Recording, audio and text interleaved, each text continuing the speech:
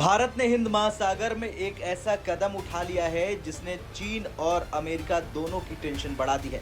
जी हां, भारत ने मॉरिशस के जरिए चागोस आइलैंड में अपनी एंट्री सुनिश्चित कर दी है। अब आप सोच रहे होंगे कि इसमें खास क्या है। खास यह है कि चागोस आइलैंड के पास ही दुनिया की सबसे बड़ी अमेरिकी मिलिट्री बेस डियागो गार्सिया है और भारत को यहां पर डेटा अधिकार और सैटेलाइट ट्रैकिंग स्टेशन बनाने की परमिशन मिल गई है। यानी सीधे शब्दों में कहे तो डियागो गार्सिया के पड़ोस में अब भारत खड़ा है। तो चलिए डिटेल में समझते हैं कि भारत की ये एंट्री कैसे हुई, मॉरिशस क्यों भारत पर इतना भरोसा कर रहा और आखिर कैसे ये कदम अमेरिका और चीन दोनों को हिला रहा है।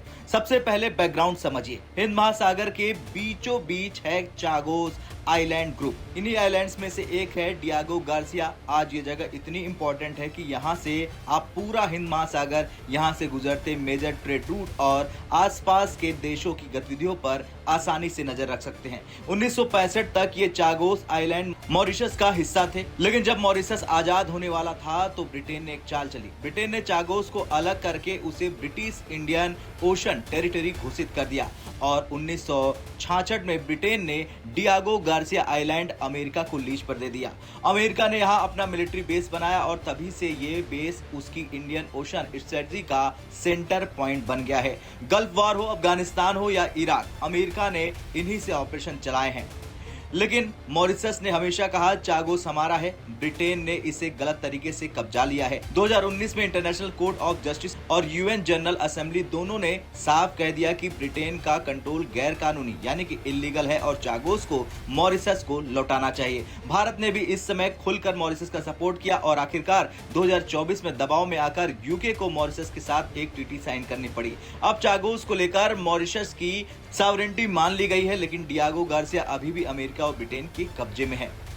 यहाँ पर आता है असली ट्विस्ट। मॉरिशस ने भारत पर इतना भरोसा किया कि उसने हाल ही में भारत के साथ मेजर एग्रीमेंट साइन कर दिया। इन एग्रीमेंट के तहत भारत को चागोस रीजन में सैटेलाइट ट्रैकिंग और डेटा रिसीविंग स्टेशन बनाने की परमिशन मिल गई। भारत मॉरिशस को लॉन्च व्हीकल और स्पेस टेक्नोलॉजी में मदद करेगा। दोनों देश मिलकर हाइड्रोग्राफिक सर्वे करेंगे। भारत मॉरिशस की कोस्ट गार्ड शिप्स को रिफिट करेगा और ऑफिसर्स को भी ट्रेनिंग देगा। यानी चागोस के अंदर अब भारत की मौजूदगी पक्की है। अब आप सोचिए, जिस रीजन पर दशकों से अमेरिका का एक छत्र राज था, वहां भारत की एंट्री हो गई। इसका मतलब भारत अब अमेरिका के डियागो गार्सिया बेस के आसपास की हर गतिविधि पर नजर अपनी सैटेलाइट से रख सकता है।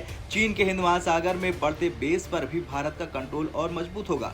अमेरिका को ये बात इसलिए हिला रही है क्योंकि अब उसे एहसास हो गया कि भारत सिर्फ उसका पार्टनर नहीं बल्कि एक स्ट्रेटेजिक काउंटर पावर भी बन सकता है। अब आते हैं चीन पर। चीन की स्ट्रिंग ऑफ पर्ल्स स्ट्रेटजी के बारे में आपने सुना होगा, जहां उसने श्रीलंका, पाकिस्तान, म्यांमार और अफ्रीका तक अपना बेस फैला रखा है। भारत पहले ही अंडमान निकोबार, लक्षद्वीप और बांग्लादेश के पोर्ट से इन्हें काउंटर कर रहा है, लेकिन साउथ इंडियन ओशन में भारत की पकड़ थोड़ी वीक थी। अब चागोस में एंट्री का मतलब है पूरा हिंद महासागर अब भारत के रडार रेंज में आ गया है। ये भारत का पहला कदम नहीं है, मॉरिशस का ही एक और आइलैंड है अगालेगा। यहाँ भारत ने पहले से ही जेटी यानी पोर्ट और एयर स्ट्रिप बना रखी है। यानी भारत पहले से ही इस रीजन में अपनी मौजूदगी दर्ज करा चुका है और अब चागोस में एंट्री के बाद भारत की पकड़ और मजबूत हो गई है। अगला सवाल यह है कि भारत को इससे क्या फायदा मिलेगा। पहला है अमेरिका और चीन दोनों की गतिविधियों पर नजर होगी। दूसरा है मॉरिशस ने भारत को ट्रैकिंग और डेटा स्टेशन बनाने की इजाजत दी है। तीसरा है पूरा हिंद महासागर अब भारत के नेटवर्क में होगा।